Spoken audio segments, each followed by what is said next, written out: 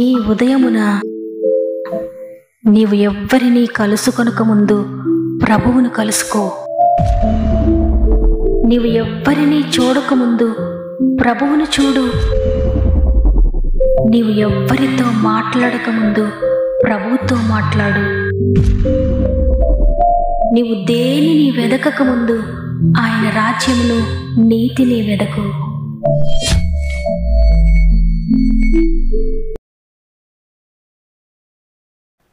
Praise the lord.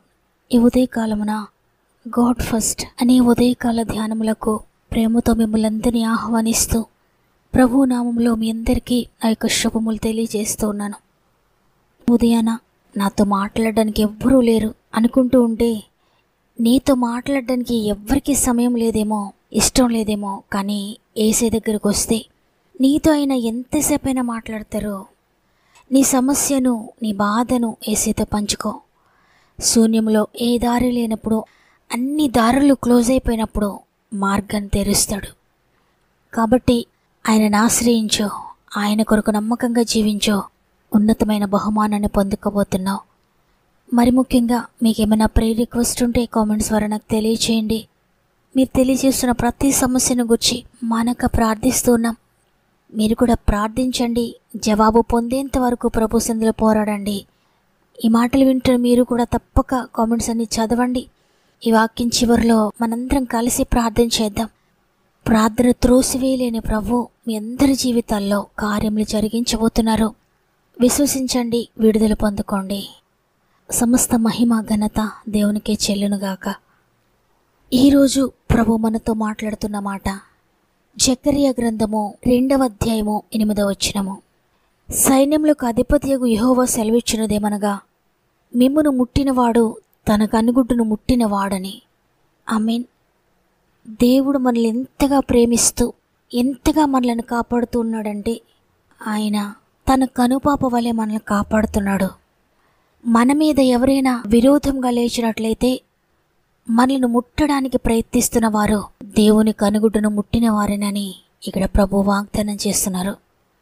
ఇక మనం దేని కొరకు భయపడాలి? ప్రియ దేవుని బిడ్డలారా, ఈ ఉదయాన్ని మీరు వేటి కోసం భయపడుతున్నారో, ఏ శత్రు సమూహము మీపై లేస్తుందని, ఏ చీకటి అంధకారపు శక్తులను గురించి భయపడుతున్నారో, ఎవరు మీకు వ్యతిరేకంగా చెడును జరిగిస్తున్నారని భయపడుతున్నారో, ఎంత మాత్రం మీరు భయపడక్కర్లేదు. ఎవరైనా మిమ్మల్ని ముట్టినట్టయితే వారు దేవుని కనుగుడ్డును ముట్టిన వారే. దేవుని కనుగుడ్డును ముట్టి ఏ చీకటి శక్తి అయినా నిలవగలదా? ఆలోచించండి దేవుని బిడ్డలారా. ఏ చీకటైనా, ఏ చిల్లంగైనా, ఏ చెడైనా మిమ్మల్ని ముట్టాలని, మిమ్మల్ని అంటాలని ప్రయత్నిస్తూ ఉంటే దాని గురించి మీరు ఆలోచించకండి, భయపడకండి. నన్ను ముట్టాలని ప్రయత్నిస్తున్న వారు దేవునిని ముట్టినట్టే. ఆయనను ముట్టి ఏది నిలువలేదని నమ్మండి, ధైర్యం తెచ్చుకోండి. చూడండి, లూకా సువార్త 10వ అధ్యాయము 19వ వచనంలో ఉంది, ఏదియో మీకెంత మాత్రమును హాని చేయదు అని. ఇదిగో పాములను తేళ్లను త్రొక్కుటకును శత్రుబలమంతటి మీద మీకు అధికారం అనుగ్రహించినాను, ఏదియో మీకెంత మాత్రమును హాని చేయదు అని. దేవుడు గొప్ప అధికారాన్ని మనకు అనుగ్రహించారు. ఎవరైతే క్రీస్తులో ఉంటారో వారిని పాడు చేయడానికి కానీ, వారిని అంతం చేయడానికి కానీ, వారి జీవితాలను త్రొక్కివేయడానికి కానీ ఏ అధికారము కూడా సాతానుకు లేదు. మనుషులైనా, చీకటి శక్తులైనా, సాతాను శక్తులైనా నీ జీవితాన్ని పాడు చేసే ప్రతిదీ కూడా దేవుడు అణచివేస్తాడు. సాతాను వేసే అగ్ని బాణాలు ఆయన కాల్చివేస్తాడు. దేవుడిచ్చిన ఇంత గొప్ప అధికారాన్ని నీవు గుర్తించి వినియోగించుకున్నట్లయితే సాతాను నీ దగ్గర నుండి పారిపోతాడు. ఏ చీకటి శక్తి నిన్ను కంట్రోల్ చేయలేదు, ఏ అపవాది శక్తి కూడా నిన్ను ఏలుబడి చేయలేదు. ఒకవేళ నీవు సాతాను ఇష్టాన్ని జరిగిస్తూ సాతానుకు నీ జీవితంలో చోటిస్తూ పడిపోయినట్లయితే, ఎక్కడ నీవు సాతానుకు చోటిచ్చావో, సాతాను నీపై ఎక్కడ అధికారం చేయడానికి అవకాశాన్ని ఇచ్చావో దాని నుండి నీవు దూరమైతే తప్పక నీవు తిరిగి విడుదల పొందుకుంటావు, తిరిగి దేవుని శక్తిని పొందుకుంటావు. సాతాను అనేకసార్లు చెప్తూ ఉండొచ్చు, నీవు పాపంలో ఉన్నావు, నీవు నాకు దగ్గరగా ఉన్నావు, కాబట్టి దేవుడు నీకు తోడుగా లేడు, దేవుడు నీకు ఎప్పటికీ సహాయం చేయలేడు, నీవు పలానా విషయంలో పడిపోతూ ఉన్నావు, ఆ విషయాల్లో నీవు దేవునికి దూరం అయిపోయావు కాబట్టి దేవుని సన్నిధి నీకు తోడుగా లేదు, ఆయన కృప నీకు తోడుగా లేదు. ఈ వాగ్దానం నీ కొరకు కాదు, ఇది దేవుని కొరకు నమ్మకంగా జీవించే వారికి, ఏ పాపం చేయకుండా దేవుని కొరకు పరిశుద్ధంగా జీవించే వారికే గాని నీ కొరకు కాదని ఒకవేళ నీతో చెప్తూ ఉన్నా, ఇంత మాత్రం భయపడొద్దు. నీవు ఆయన దగ్గరకు వచ్చి ఆయన సందులో మోకరించి నేను పాపిని నువ్వు గ్రహించి ఒప్పుకున్నట్టయితే తిరిగి ఆయన క్షమించడానికి సిద్ధ మనసు కలిగిన దేవుడు. నువ్వెక్కడ పడిపోయావో, ఎక్కడ సైతానికి చోటు ఇచ్చావో ఆయన సందులో ఒప్పుకో. దేవుడు తిరిగి నీవు కోల్పోయినవన్నీ రెస్టోర్ చేస్తారు. ఆయనలో ఉన్న వారికి విరోధంగా రూపింపబడుతున్న ఏ ఆయుధము కూడా వర్ధిల్లదు దేవుని బిడ్డలారా. అయితే క్రీస్తులో లేని వారిని పడగొట్టాలని అపవాది ప్రతి నిత్యము ప్రయత్నం చేస్తూనే ఉంటాడు. నీ జీవితంలో ఉన్న ప్రతి శ్రేష్టమైన విషయాన్ని కూడా పాడు చేయాలి, వ్యర్థపరచాలి. నీ బలాన్ని, నీ సమయాన్ని, నీ జ్ఞానాన్ని, నీ ఆరోగ్యాన్ని, నీ ఆర్థిక వనరులను, నీ బిడ్డల జీవితాన్ని, నీ భర్త జీవితాన్ని, లేక నీ భార్య జీవితాన్ని కోలద్రియాలి, పడగొట్టాలనేది సాతాను యొక్క ప్రయత్నము. కానీ నీవు క్రీస్తులో దాగుకున్నప్పుడు ఏవైతే సాతాను కూలగొట్టాలని చూస్తున్నాడో అవి తిరిగి కట్టబడతాయి, తిరిగి నాటబడతాయి. అద్భుతమైన విషయాలు తిరిగి స్థాపించబడతాయి. గనుక నీవు ప్రభువుకు బయట ఉండి ఎంత ఆశించినా నీవు వాటిని పొందుకోలేవు. ప్రభువుకు బయట ఉండి ఆశీర్వాదాలు పొందాలనుకుంటే అవి నీకు దొరకవు. నా జీవితం పాడైపోయింది, పాపంలో పడిపోయాను, శాపాన్ని కొని తెచ్చుకున్నానని చింతిస్తున్నా నీతో ప్రభు మాట్లాడుతున్నారు. నా కుటుంబానికి ఆధారం కోల్పోయాను, ఉద్యోగంలో సమాధానం కోల్పోయాను, నా వ్యాపారం పడిపోయింది, నా పిల్లలను గురించి నేను ఆశించిన నా ఆశలన్నీ కూలిపోయాయి, ఆర్థికంగా పడిపోయాను. ఇక అన్ని విషయాల్లో కూడా సాతాను నన్ను కూల్చివేశాడు. మనుషుల ద్వారా నేను నష్టపోయాను, శత్రువుల ద్వారా నేను పాడైపోయాను, నాకు విరోధంగా లేచిన వారి ద్వారా నా జీవితం కూలిపోయిందని నువ్వు అనుకుంటున్నావేమో. దేవుని బిడ్డలారా, ఈరోజు ప్రభువా నీవే నాకు ఆధారము, నీవే నాకు దాగుచోటు, నా నివాస స్థలము నీవే. నీలో ఉన్న నన్ను ముట్టడానికి, అంటడానికి దేనికి అవకాశం లేదయ్యా. నన్ను ముట్టడానికి ప్రయత్నిస్తే నీ కనుగుడును ముట్టినట్లే అని నువ్వు విశ్వాసంతో ఆయన గాయాలలో దాగుకొని పూర్తిగా ఆయనపై ఆధారపడి ప్రార్థించినట్లయితే ఇక ఏది నిన్ను ముట్టలేదు. కాబట్టి ఈరోజు నీ జీవితాన్ని దేవునికి సమర్పించుకొని వాగ్దానాన్ని నమ్మి నీకు విరోధంగా రూపింపబడుతున్న ప్రతి దానితో చెప్పండి, ప్రతి శోధనతో చెప్పండి, ప్రతి శక్తితో చెప్పండి, సాతాను శక్తులతో చెప్పండి, నీవేక నన్ను పడగొట్టలేవు, నీవేక నన్ను ముట్టలేవు సాతానా. నేను దేవునిలో ఉన్నాను, యేసులో ఉన్న నన్ను నీవు ముట్టలేవని విశ్వాసంతో పలకండి.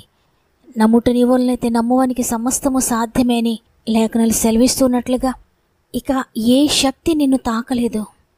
కునుకక నిద్రపోక కాపాడుతున్న ప్రభువులో నీవున్నావు. కాబట్టి వారు ఎన్ని ప్రయత్నాలు చేసినా అవన్నీ కూడా నిర్వీర్యమైపోతాయి. ఎంతమంది నీకు హాని చేయాలని ప్రయత్నం చేసినా, నీ కుటుంబపు వారే అవ్వచ్చు, నీవు నమ్మిన వారే అవ్వచ్చు, లేక దురాత్మ చీకటి శక్తులైనా అవ్వచ్చు, ఏ ఆయుధము కూడా వర్ధిల్లనీయడైనా నీకెవరైనా హాని చేయాలని చూస్తే ఆయన మౌనంగా ఊరుకోడు. దేవునికి నువ్వు నమ్మకంగా ఉండు చాలు. ఆయనే నీ పరిస్థితులన్నీ చూసుకుంటారు, ఆయన అణచివేస్తారు. కంటి పాపను కాయురెప్పల మము కాచెడి యేసయ్యా, చంటి పాపను సాకు అమ్మల దాచెడి మాయ్యా, నీవేగా నీడగా తోడుగా నీతోనే నేను జీవింతూ, నీకన్నా మిన్నగా ఎవరయ్యా, నాకు నీవే చాలయ్యా. మార్పులేని మత్సరపడని ప్రేమ చూపించినావు, దీర్ఘకాలం సహనము చూపే ప్రేమ నేర్పించినావు. ఇది ఎవరు చూపించని ప్రేమ, ఇది లాభం ఆశించని ప్రేమ,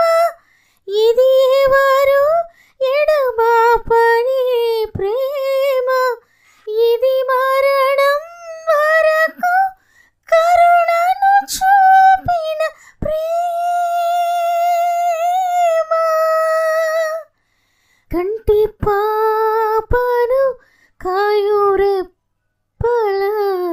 మము కాచెడి యేసయ్యా, చంటి పాపను సాకు అమ్మల దాచెడి మాయ్యా. ప్రార్థన చేద్దాం. ప్రేమగల తండ్రి, నీకు వందనాలు. సాతాను నన్ను పడవేశాడు, అనేక శక్తులు నన్ను పట్టి పీడిస్తున్నాయి, అనేక శ్రమలలో నేను ఇరుక్కున్నాను, శత్రు సమూహము నన్ను కోలదేయాలని చూస్తుంది అని ఎవరైతే ప్రార్థిస్తూ ఉన్నారో వారి జీవితాల్లో అద్భుతాలు చేయండి అయ్యా. వారి కోల్పోయిన తిరిగి రెస్టోర్ చేయండి, తిరిగి వారిని స్థాపించండి. ఈ వాగ్దానాన్ని నమ్ముతున్న ప్రతి ఒక్కరి జీవితంలో కూడా మీరు నెరవేర్చండి. ప్రత్యేకంగా ఈరోజు అనేక సమస్యల్లో ఉండి నాకు తెలియజేస్తున్న ప్రతి ఒక్కరిని జ్ఞాపకం చేసుకోండి.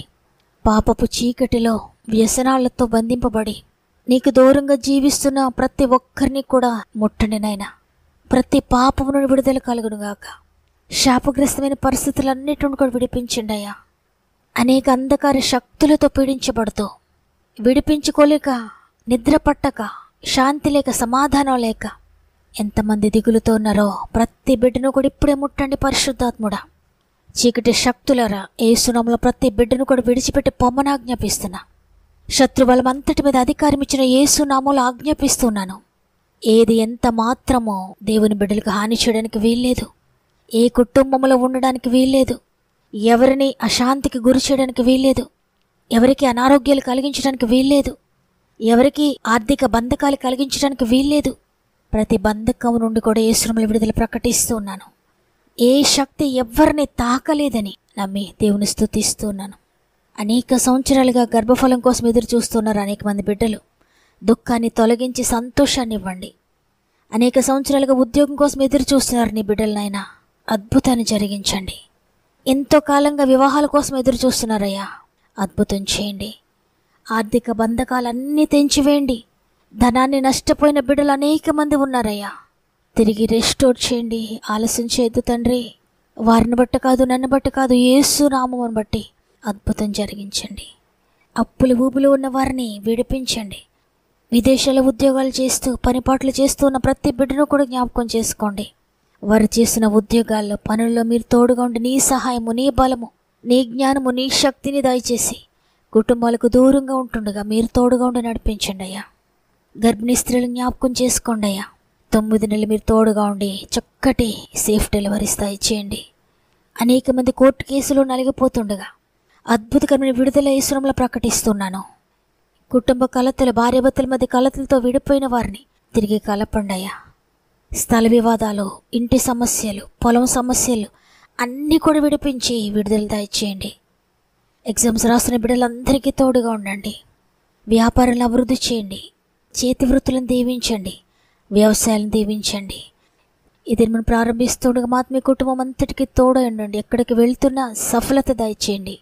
ప్రత్యేకంగా ఈరోజు పుట్టినరోజులు, పెళ్లి రోజు జరుపుకున్న వారికి మీరు తోడుగా ఉండి ఈ నూతన సంవత్సరంలో నూతనమైన ఆశీర్వాదాలతో నింపి నడిపిస్తారని యేసయ్య పరిశుద్ధమైన నామములో అడిగి వేడుకొంచున్నాను తండ్రి, ఆమేన్. దేవుని బిడ్డలారా, దేవుడిచ్చిన వాగ్దానాన్ని నమ్మి వాగ్దానాన్ని గట్టిగా పట్టుకోండి. మీ జీవితంలో అయిన ప్రతి ఆయుధాన్ని నిర్వీర్యం చేసి విడుదల ఇవ్వబోతున్నారు. దేవుడు మీతో మాట్లాడినట్లయితే ఈ వాక్యాన్ని అనేక మందికి షేర్ చేయండి. వినుట వల్ల విశ్వాసం కలుగుతుంది. వారి విశ్వాసమే వారిని విడిపిస్తుంది. దేవుని చిత్తమైతే మళ్ళీ రేపు అందరం కలిసి ఆయనను స్తుతిందాం. అంతవరకు ప్రభు మీకు, మీ కుటుంబాలకు తోడేండి నడిపించును గాక. God bless you.